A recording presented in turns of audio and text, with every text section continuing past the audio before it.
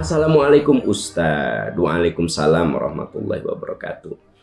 Semoga Ustadz dan keluarga serta jamaah selalu dalam kesehatan, ridho Allah dan diberkahi. Amin, amin. Ustadz, kan ada yang mengharamkan gambar, boneka. Padahal setiap orang punya keahlian berbeda. Tidak semua orang ahli dalam bidang agama atau bidang tertentu. Nah, bagaimana orang yang keahliannya itu membuat boneka, melukis? Terus bagaimana dia bisa menjemput rezeki kalau itu diharamkan? Ya, oke. Saya ingin bahas dulu hadis yang diriwayatkan oleh Imam Bukhari dan Muslim. La tadkhulul malaikatu baitan fihi kalbun wala tasawir. Malaikat rahmat tidak akan masuk ke rumah yang di dalamnya ada boneka, ada gambar, ada anjing, ya, ada dogi, gitu. Nah, itu hadis Bukhari Muslim. Di dalam analisa-analisa fikih memang kemudian ada beberapa pendapat. Ada yang mengatakan pokoknya di rumah tidak boleh ada boneka, tidak boleh ada gambar, termasuk foto pernikahan, termasuk foto keluarga, coret, turunkan semua. Ya, itu haram. Ada yang berpendapat seperti itu. Tapi seorang ulama besar, ya, Al-Khattabi, beliau mengatakan bahwa yang dimaksud tidak boleh di rumah kita ada boneka, ada patung, ada gambar, yaitu gambar yang mengandung kemaksiatan. Gambar-gambar porno di rumah kita itu haram hukumnya. Atau gambar-gambar yang mengidentifikasi suatu agama, ya. Misalnya, begitu Anda masuk ke rumah saya, ada gambar Bunda Maria. Begitu Anda masuk ke rumah saya, ada gambar Yesus Kristus. Nah, kira-kira apa yang ada di pikiran Anda? Anda confused. Ini Pak Aam tuh Muslim apa non-Muslim ya? Nah, makanya haram.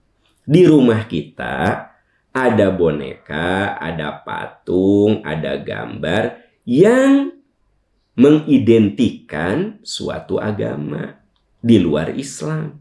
Karena kita Muslim gitu.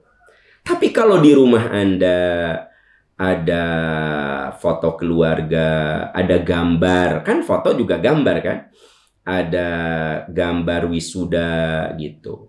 Ada boneka mainan anak-anak.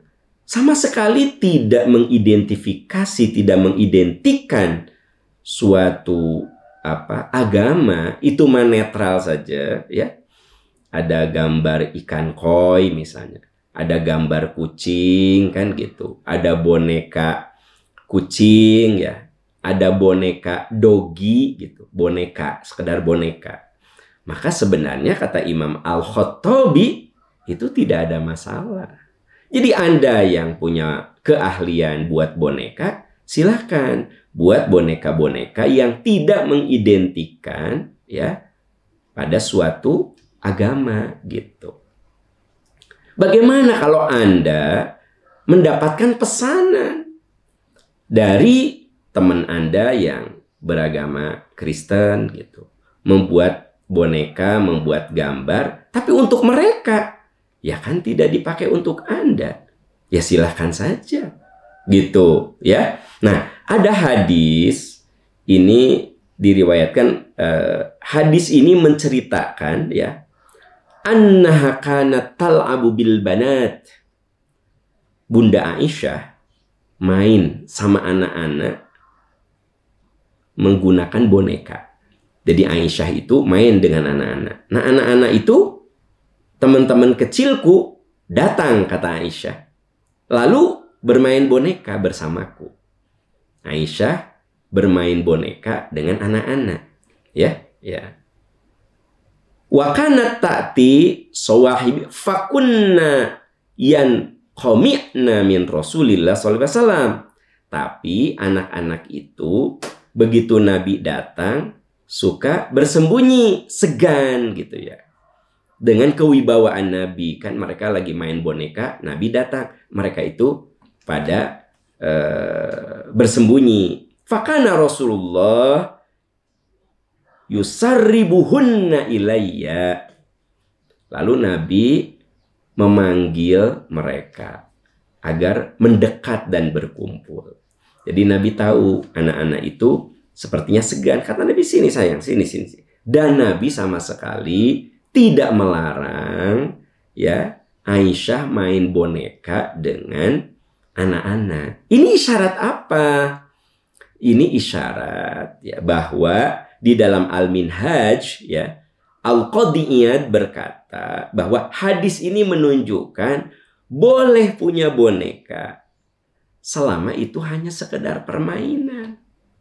Tapi haram punya boneka kalau itu menjadi boneka yang diibadahi, kan gitu.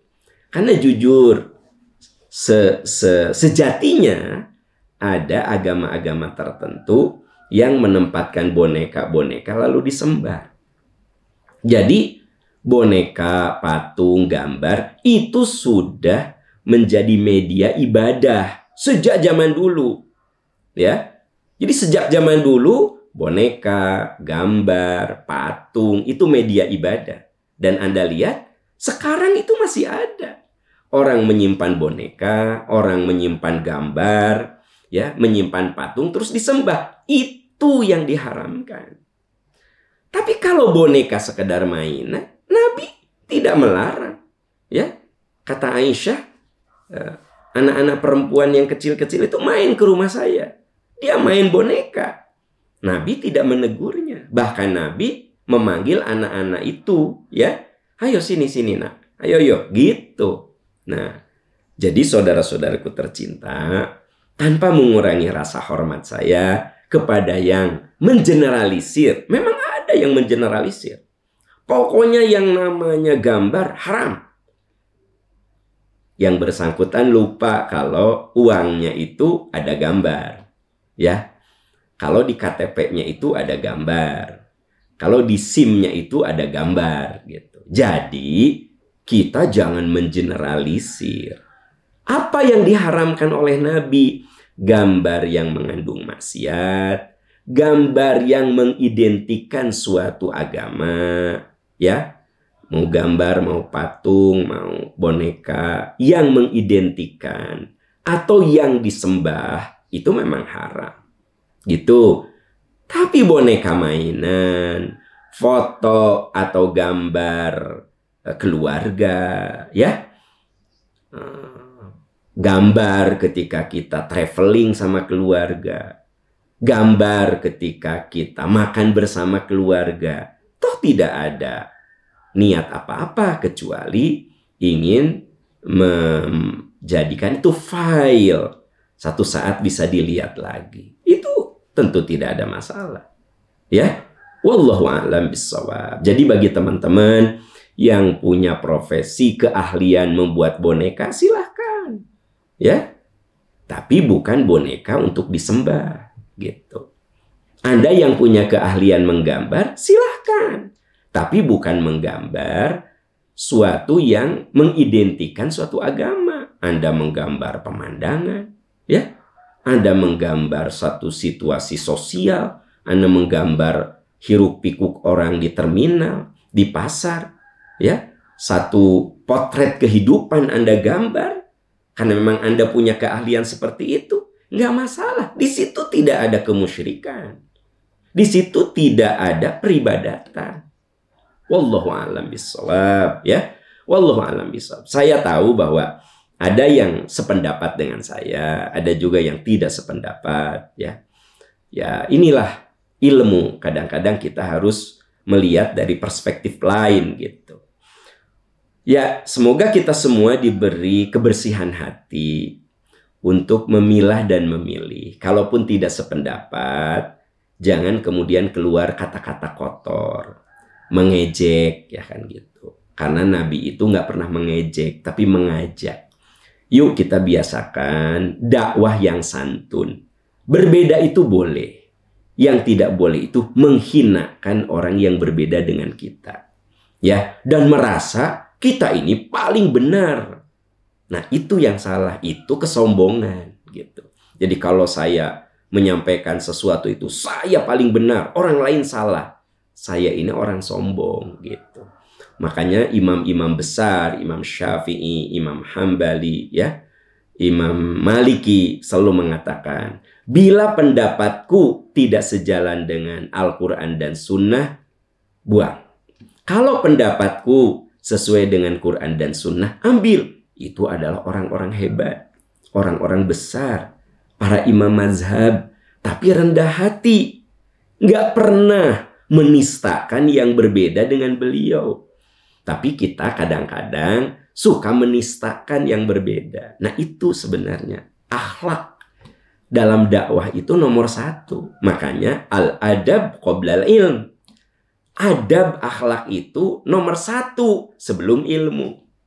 Sehingga kalau kita mendahulukan adab, sekalipun kita berbeda faham, ya kita masih tetap bersaudara, kita saling menghargai, kita saling memahami perbedaan-perbedaan. Ya, yuk kita berpegang teguh pada akhlak Rasul dalam dakwah. Gitu. Wallahu a'lam bishawab.